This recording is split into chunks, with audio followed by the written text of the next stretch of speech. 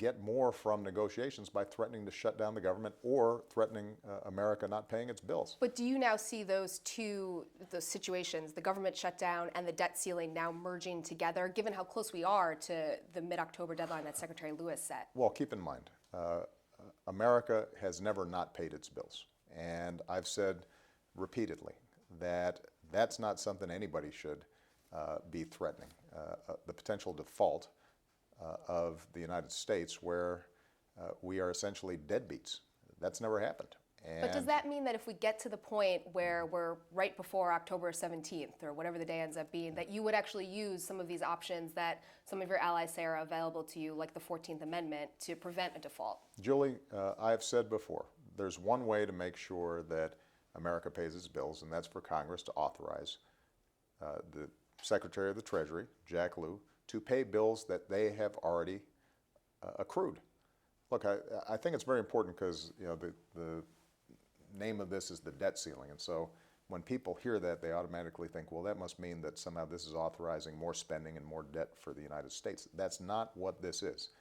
What this is the ability for the United States government to pay for things that Congress has already committed us to paying for. And as a result, this has been a routine vote. It's happened more than 40 times since Ronald Reagan was president.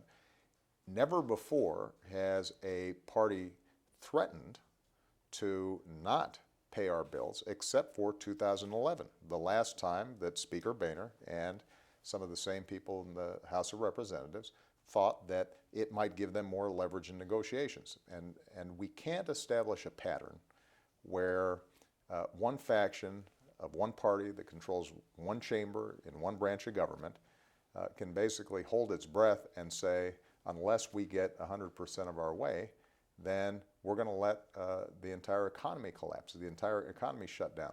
And so what I've said to them is this: making sure that the United States government pays its bills, that's non-negotiable. That's what families all around the country do.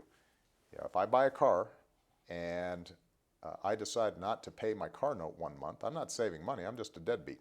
Well, this is the exact same situation. But if they don't, if they get up to this deadline and they are not willing to pass this clean debt ceiling that you're asking them to do, would you be willing to take other action to prevent a default? I don't expect to get there. There were at least some quotes yesterday that Speaker Boehner is willing to make sure that we don't default. And just as is true with the government shutdown, there are enough votes in the House of Representatives to make sure that the government reopens today. And I'm pretty willing to bet that there are enough votes in the House of Representatives right now to make sure that the United States doesn't end up being a deadbeat. The only thing that's preventing that from happening is Speaker Boehner calling the vote. And I think most Americans, when they think about how our government's supposed to work, they say to themselves, each member of Congress has their conscience. They're supposed to represent their constituents back home. And if, in fact, there's a majority of the members of the House of Representatives who are prepared to move forward so that families can get back to work, so that people who are, whether it's veterans or children or small businesses who are getting services from the federal government, can start getting those services again, I think most people would say, if there are the votes to do it, let's go ahead and do it. And then we've got a whole bunch of things that we've got to have a serious conversation about. We should be having a conversation not just about debt and deficits. We should be also having a conversation about how are we making sure that young people are getting a great education. How we rebuild our infrastructure and put people back to work. How are we going to make sure that we fix a broken immigration system? How are we going to do all the things that we need to grow the economy and make sure that we are building a strong middle class and providing ladders for opportunity for people to get into the middle class if they're willing to work hard? Well, the Tea Party has really stood in the way of a lot of those objectives that you're seeking. Do you think the Tea Party has been good or bad for America? Well, I don't want to paint anybody with a broad brush. And I think one of the great things about our democracy is that we've always had a whole bunch of different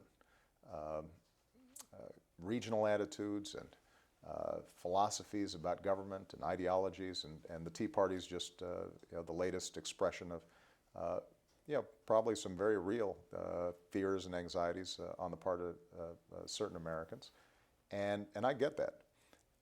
So there's nothing objectionable to having strong principled positions on issues, even if I completely disagree with many of their positions.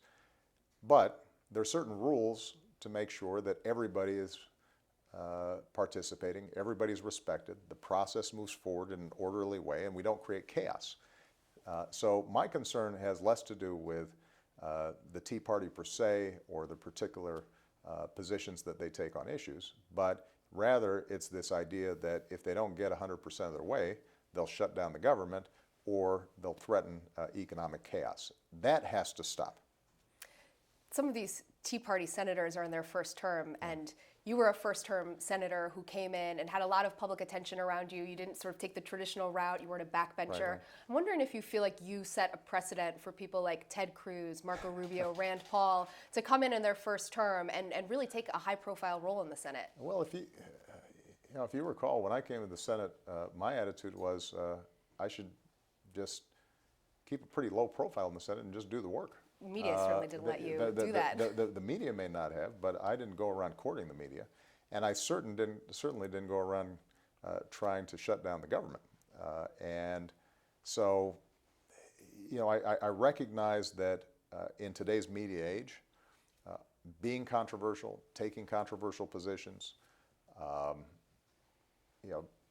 rallying the most extreme parts of your base, whether it's left or right, is a lot of times the fastest way to get attention or raise money. But it's not good for government. It's not good for the people we're supposed to be serving. And one thing I just have to remind members of Congress about is these are real folks that are being impacted. I've got staff here who may be expecting their first child, and right now they're not sure about whether or not they're going to be able to meet expenses.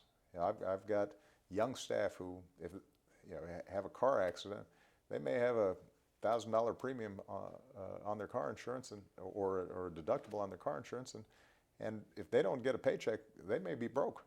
They will not be able to pay the bills.